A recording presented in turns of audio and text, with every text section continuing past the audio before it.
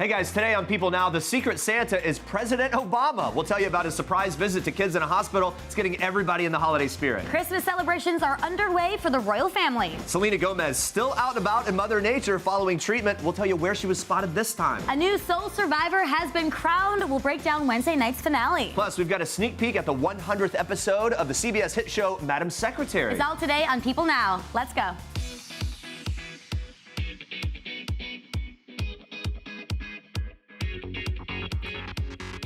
Happy Thursday, everybody. Welcome to People Now. Hello. So good to see you. We are officially on the Christmas countdown. Exactly 5 days until the jolly holiday. And we know you've probably been watching Christmas movies since basically the day after Thanksgiving. You have, Jeremy. Maybe Halloween. I don't know. So a long to time. celebrate the holidays, we're asking you to tweet us a gift from your favorite Christmas movies. So tweet us those gifts with the hashtag People Now. You might just see them on the show. We're going to check in on your answers a little later, but for now, here's what you need to know and what's trending today. We begin with this. Just call him Obama, Claus.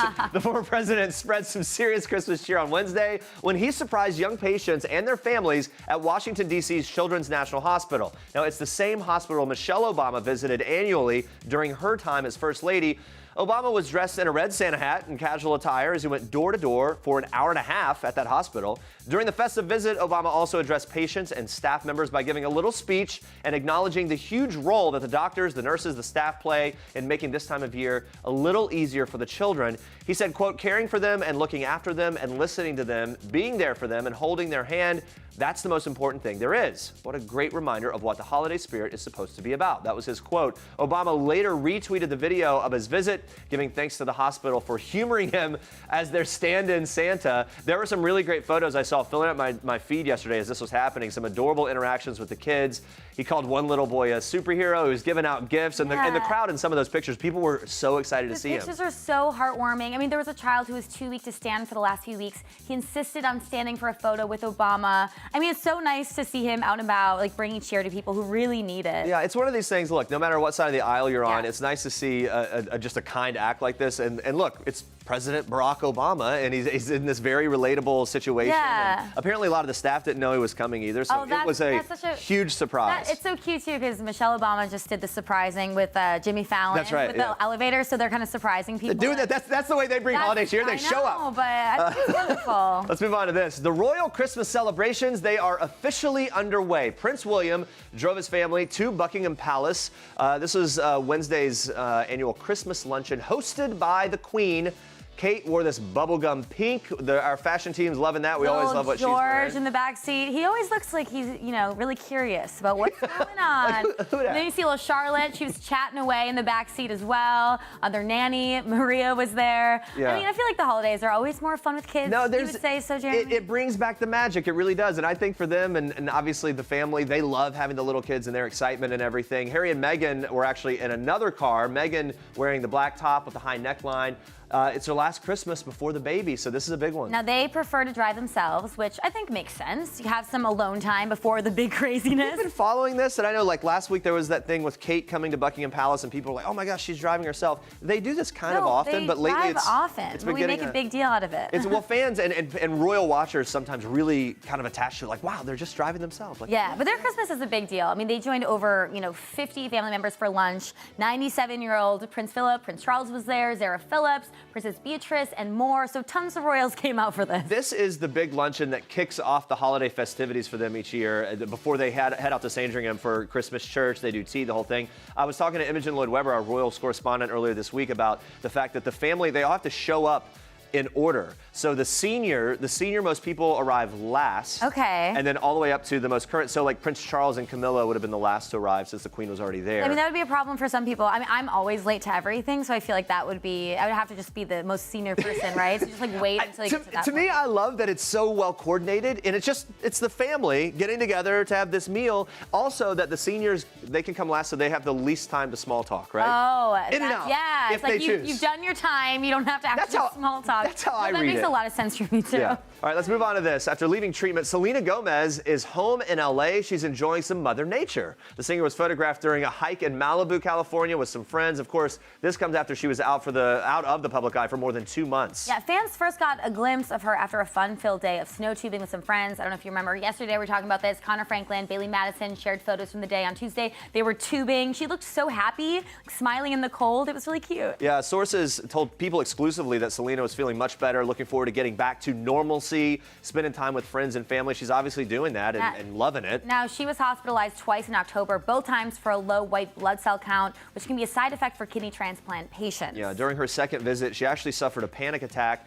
She ended up heading to the East Coast for treatment after that, and there she chose to undergo, I thought this was interesting, it's called dialectical behavior therapy. The whole thing's designed to identify and then change not only negative behavior, but negative thinking. So it kind of reroutes, because she's dealt with anxiety and things. Yeah. So it's sort of trying to reroute that frame of mind before you get there. Yeah, I mean, this all continues her ongoing health battle following her kidney transplant last year. That was following her lupus diagnosis. Right. She's been going through a lot. She's been really open about her battle with lupus. Revealed in 2015 she had undergone chemotherapy to treat the disease. Some really intense treatment that she's had to go through with this whole thing. She's also been candid about struggling with depression and anxiety throughout all of it. Glad to see her happy and healthy with friends. Seems like 2019 is going to be good for her.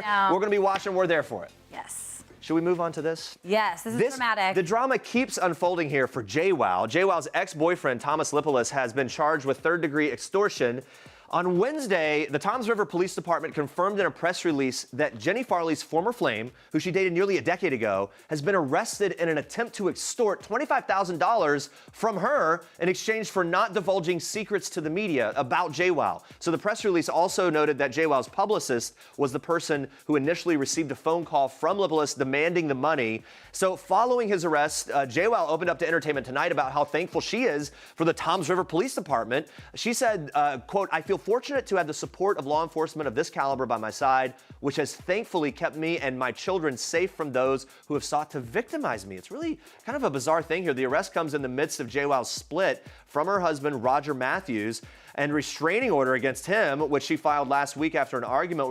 We reported that. Lots of headlines made there. The Jersey Shore star filed for divorce from Matthews in September and has refrained from making any public statement about that ongoing divorce. But man, it's just like things keep coming up for her. And this is so sad, especially since it's so close to the holidays and also with their kids and everything. So I hate that this is going on right now with them, but obviously we hope something gets figured out. I hope it resolves for her in a good way. And she's got that support system. Look, Snooki's really good friends with her. Posting things. Those guys really hold each other up. So, all right. This is the big story. Survivor finale. We have a new Soul Survivor, season 37, Jeremy. There's been 37 seasons. Goodness. So Nick Wilson is the $1 million winner of the 37th season of Survivor, a season where the tenacious Davids went up against the skilled Goliaths.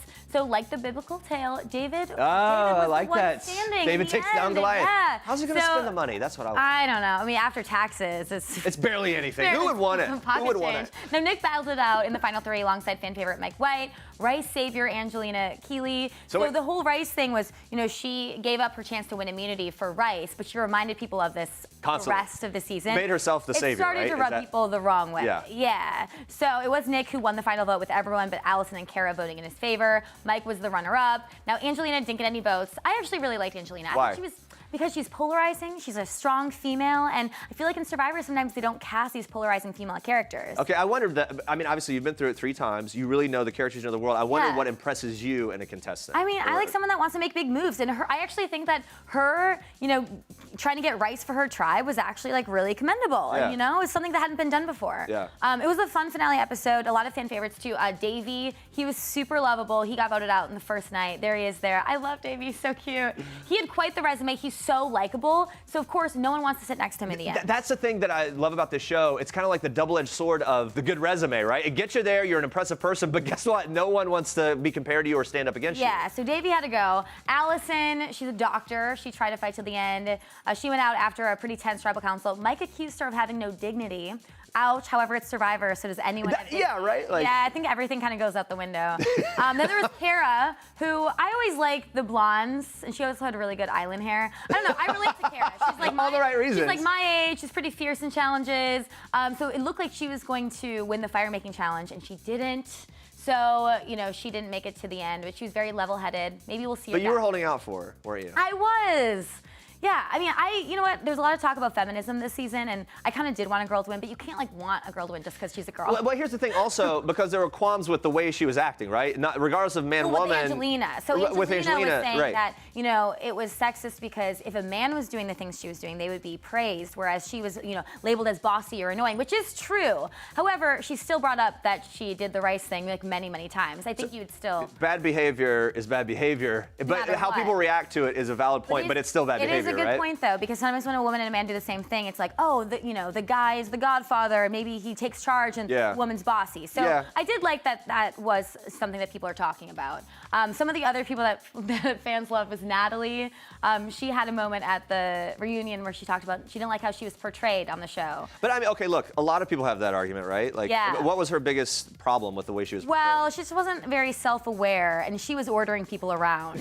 And then they really exploited it? They really exploited it. But if that's how you behave and that's what you do, they're going to show it.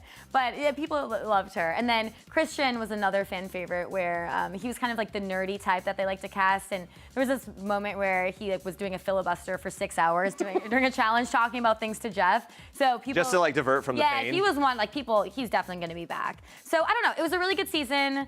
Yeah, should have watched it, Jeremy. No, I watched it very loosely. Obviously, I see it from time to time. I see clips, I see highlights. I hear from you. No, but people always are like, I'm sorry I didn't watch Survivor. I'm like, I don't care. No, right. If you're a fan of Survivor, then watch Survivor. But no, you're really looking forward to next season. Yeah, so next season, it's Survivor, Edge of Extinction, some returning players. You got Joe Anglim, Kelly Wentworth, my friend Aubrey Bracco, who I'm rooting for, and David Wright. So we'll see how that plays. Why do you think that's going to be such a great season? I mean, I just love Aubrey. We were friends in my season, so I'm obviously just biased. You had a little viewing party last night, right? With 2 other people. That's a party. Wow, someone's stalking my Instagram stories.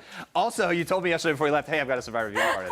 Other way I knew. Yeah, true. I also happen to know that you have Star Treks right now. I do. So many things, Jeremy. We're kicking off Star Treks today with a meeting of 2 very stylish and strong women. Michelle Obama has been taking some notes from Carrie Bradshaw. The former First Lady stepped out in New York City to chat with Sarah Jessica Parker about her new book, Becoming, and she rocked a look we definitely have not seen before. So Michelle wore an eye-catching yellow silk maxi dress by Balenciaga with a deep slit up the leg, perfectly exposing those insane shoes. I want to get a closer look at the boots. I think we're going to see. She had the sparkly thigh highs. Look at those. Whoa. They're also Balenciaga and cost a whopping $4,000. So talk about dripping in designer, head to toe, Michelle. She's rocking those boots. And of course, SJP dazzled as usual. She wore a perfectly fitted purple sequin cocktail dress, shimmery heels to match. But fashion aside, the 2 came together as part of Michelle's book tour for Becoming, which debuted last month as one of the fastest selling nonfiction books ever. Good for her. Love to see these 2 amazing women killing it in their careers and their perfect outfits. All right, Paris Hilton is finally answering that $1 million question. What is happening to her massive 20-carat diamond from her ex-fiance, Chris Zilka? So reminder, it's worth a whopping $2 million. No big deal. Cool, $2 million. Paris revealed on Jenny McCarthy's Sirius XM show that she is keeping the ring after their split in November, telling McCarthy diamonds are a girl's best friend. All right, makes sense. Now she added the person who we got it from got millions and millions of dollars of free publicity. She says, I love how social media has basically become a new form of money. It's pretty sick. I think she means sick in a good way. Now that the relationship has ended, Hilton is all about her career. A source tells People, quote, she's traveling the world for her skincare and perfume. She wishes him all the best and hopes they can remain friends. Paris has been spilling all kinds of tea recently. She told Andy Cohen all about that infamous night out with Lindsay Lohan. I think you remember this night. We'll have more on that later in the show. But first, we move on to this. For her first Christmas as a newlywed, looks like Goop founder Gwyneth Paltrow may be celebrating with her ex-husband, Chris Martin. Gwyneth posted this photo of her holiday decorations on Instagram on Wednesday, so take a look at the background at those Christmas stockings. There's one with Chris's name on it. Jeremy, I just think this is weird. Well, look.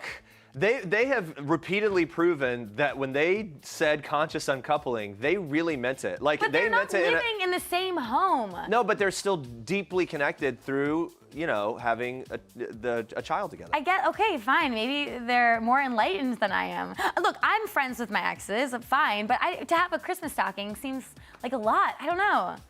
But so we're thinking they're going to be together on Christmas. So if that's true, it's 2 in a row. A source told People that they spent Thanksgiving with their kids and Dakota Johnson. I try to get into it, and I'm actually more impressed with the new partners. Oh, You know what I yeah. mean? Like the new significant others coming into that scene, and it's like, oh, okay, well, I mean, especially Dakota Johnson, yeah, you know, I guess we're going to Gwyneth's place. Yeah, right. So I think there's got to be a great deal of understanding and constant communication among everyone of what they're doing, why they're doing it, and where they are. I mean, right? Apparently it's going really well. A source told people they're a total modern family. They had a great time celebrating. I mean, they always celebrate holidays together. So I think that it's all working out. I don't know. I don't know. This is actually not rare. In some ways, we've covered quite a few ex-couples this year who have stayed good friends throughout all of it. We're going to talk a little bit more about them a little bit later in the show, so stick around for that. We're going to break it all down. All right, it's Nana Rosie. Rosie O'Donnell became a grandmother this week, sharing the happy news on Twitter Wednesday that her daughter, Chelsea, welcomed a baby girl named Skylar Rose. Now, this is Chelsea's first child with her boyfriend, Jacob Barassa. Rosie shared a couple more sweet photos of Skylar snoozing away in her mama's arms. Very sweet. Is there anything more precious than a sleeping baby? I don't think so. Rosie and 21-year-old Chelsea have had a strained relationship in the past, with Chelsea even running away from home in 2015 at the age of 17. And in September of this year, Chelsea told the Daily Mail that her mother would not be a part of her baby's life and that she didn't, quote, feel sad about that. Wow. But in October, Rosie told People that she and her daughter were back on good communicative terms. So we wish them and baby Skylar all the best. And those are your Star Treks for today. All right, guys, stay with us. Paris Hilton reveals the true story between that epic night out with Britney Spears and Lindsay Lohan and all of them together. Plus, we've got an exclusive clip from Madam Secretary's highly anticipated 100th episode. Stick around for that. All right, guys, we've been asking you to send in a GIF of your favorite Christmas movie to get us pumped for the holidays. Let's check in on what you've been tweeting so far. This is a fun one. Excited for these. Oh, this is from The Holiday. Oh, nice. Right? All dance around. I think this is at the end. Oh, I knew we were going to get a Grinch. I think The Grinch might be my favorite Christmas movie. By the way, the new Grinch, the animated one, is really, really great. That one was too, but so is a good one. All right, Just Friends, so underrated. All right. With Reynolds. Okay, we'll have more later. Look, the list goes on and on there. Keep sending in those gifts, and now we move on to this. All right, so Travis Scott wants to propose to Kylie Jenner. He wants it to be big. The rapper said in a Rolling Stone cover story published on Thursday, he and the youngest Kar Jenner will, quote, get married soon, but he added, I just gotta sturdy up. I gotta propose in a fire way. Look, nothing they do is small or subtle at all. I think this makes a lot of sense. I can't wait to see how he does it. I mean, Kanye and Kim's proposal, San Francisco Giants baseball stadium. If you're him, the bar is set so high. You have to do total opposite, right? Yeah. Like go in an opposite direction? Or just do bigger than that, I don't know. Well, speaking of Kanye, Travis also opened up to Rolling Stone about his soon-to-be in-law Kanye West, who is married to Kylie's older sister Kim. I'm surprised that he actually was so open about this, but he has some problems with Kanye's support of President Trump. Now, he says he wishes he could tell Kanye, bro, chill. Yeah, also says black kids are looking up to Kanye and has to set a good example for them, but supporting Trump goes against the message he used to preach in his earlier music. Yeah, he calls it kind of confusing. He also joked that he doesn't know if Kanye just like the hat or what, that's the Make America Great Again hat. Yeah. But in the end, Travis said, here was his quote, that's family. You don't want to desert your bro. Everybody goes through bleep.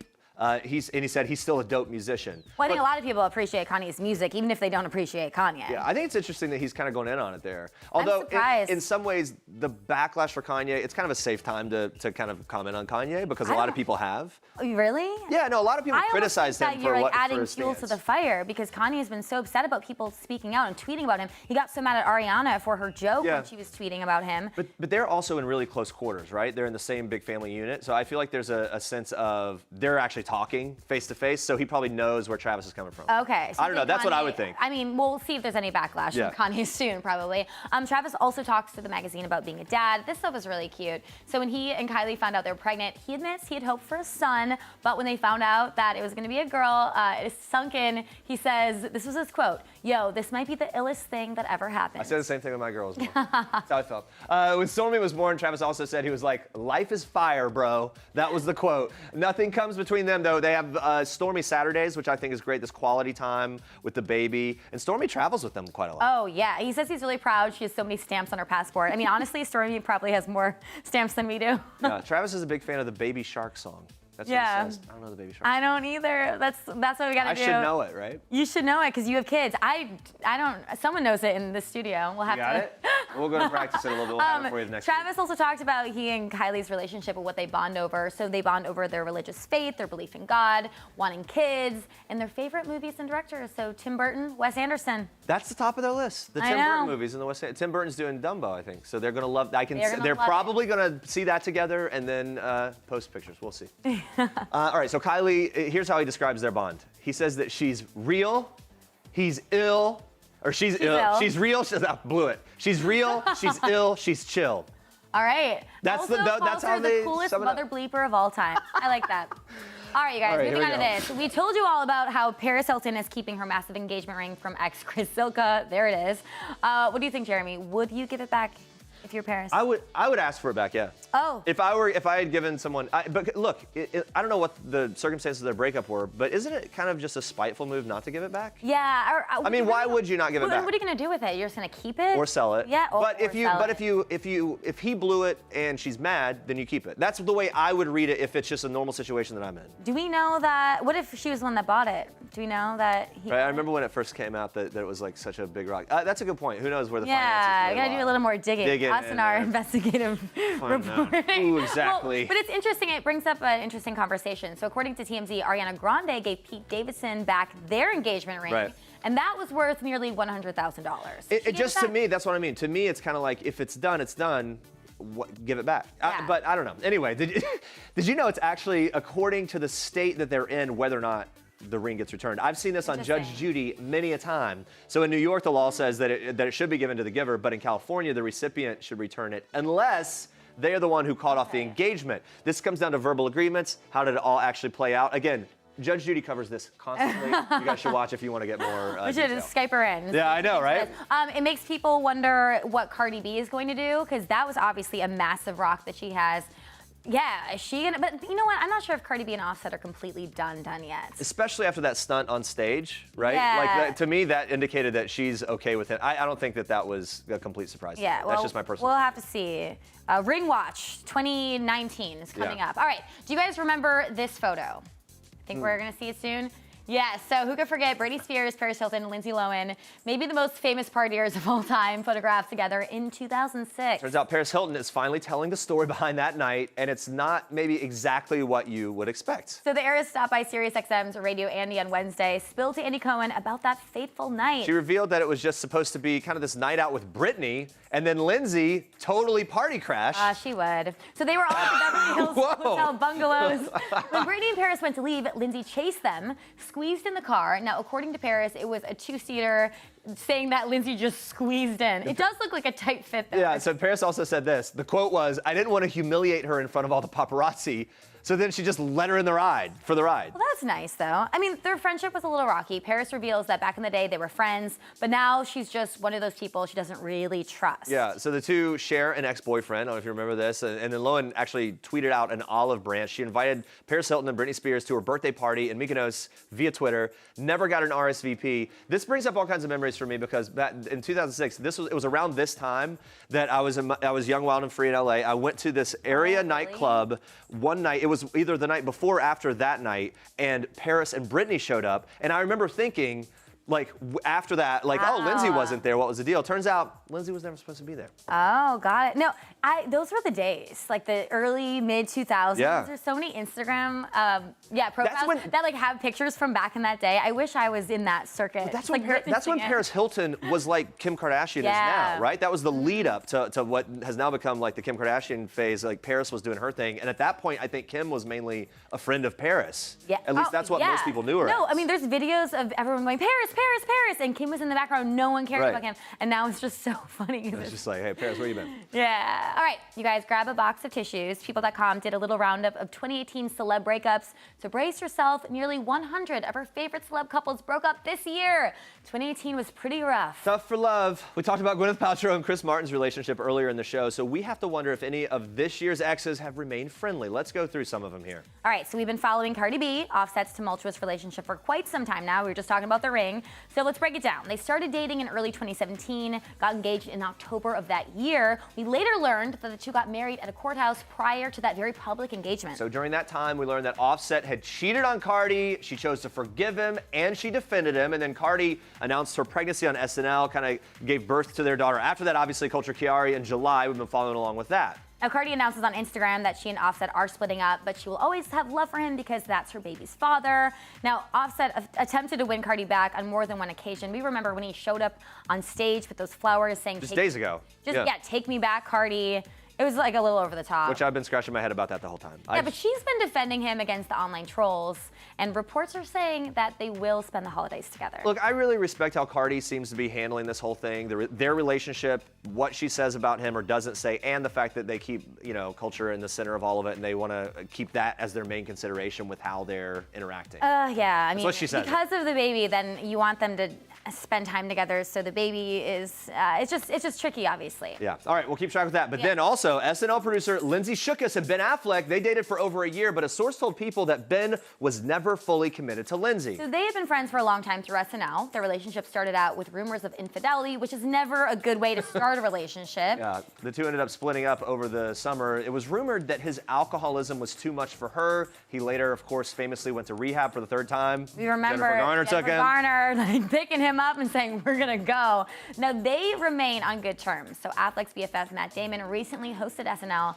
Damon and Shookus were spotted at a restaurant together, very casual and professional, not anything going on there, but apparently they're still friends. One of the big breakups. All right, this one killed us. Channing Tatum, Jenna JWoww announcing their divorce back in April. The two have been nothing but loving and supportive since that time. This one was hard. They just look so good together, right? They're so hot. But Jenna and Channing posted a loving post on their respective Instagrams in April announcing their divorce. Now, they've shown nothing but love for one another. They both took their daughter Everly out for Halloween this year. They've been incredibly supportive of one another, which I think is really important. I love the photos that came out surrounding that. They were really cute. Yeah. It's just like they're making it work. And both of them, by the way, they're in those new relationships. Channing with Jessie J, Jenna with Steve Kazee.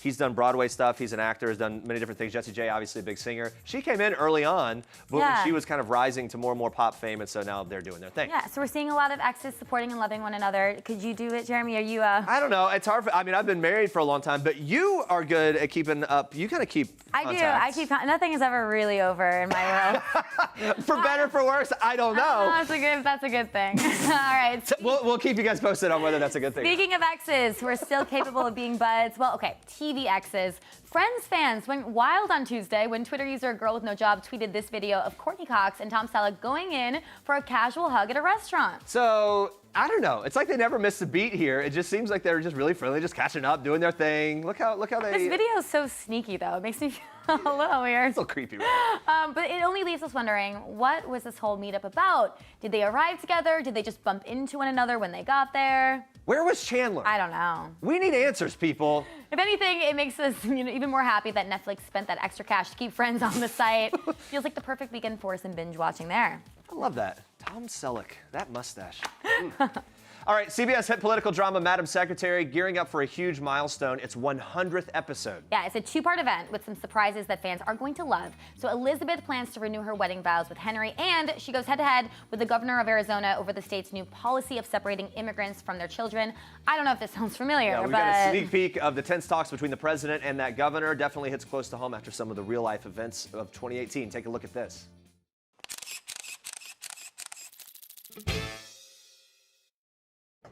Governor, if you're trying to kill the border deal... I am trying to deter future illegals. If it spoils your little deal, all the better.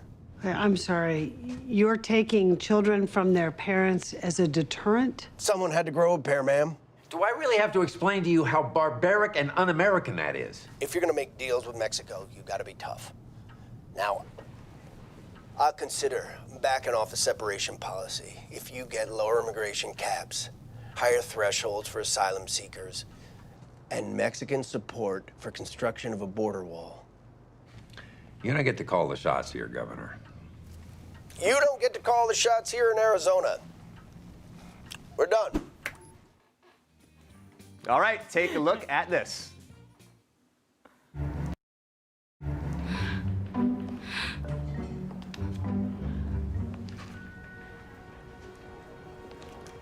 Who are you? Lady Margaret Delacourt, Duchess of Montanaro. Wait, You're the one who's marrying the prince? Wow, What? guys, it's our new favorite Christmas movie here at People Now. Vanessa Hudgens does double duty in Netflix's The Princess Switch. How did they do it? I don't know. A lot of burning questions for her. Luckily, she answered every single one. Watch. Was it actually winter when you were filming it? Oh my gosh, no. It was summer and it was so hot. I actually got heat stroke on the day that we had a snowball fight and I was throwing up. Too much information, sorry. What word was the hardest to master in the accent? Oh, apology. What did you say? Apology. Like a Weird sound. apology. Apology. Did you ever forget which character you were playing mid-scene? No, thank God. Was that Chicago hat custom made for the film? It was. Yeah. Nice. Cannot get that in gift shops. What was your favorite food eaten on location? Nothing. Nothing. Yeah, I don't eat meat. I'm pescatarian. Yeah. And Romania is a very meat-forward place. So the options were extremely limited. Yeah, and which character did you identify more with? Probably Stacy. Yeah. Yeah, my mom came with me to film and she was like, honey, I love Stacy.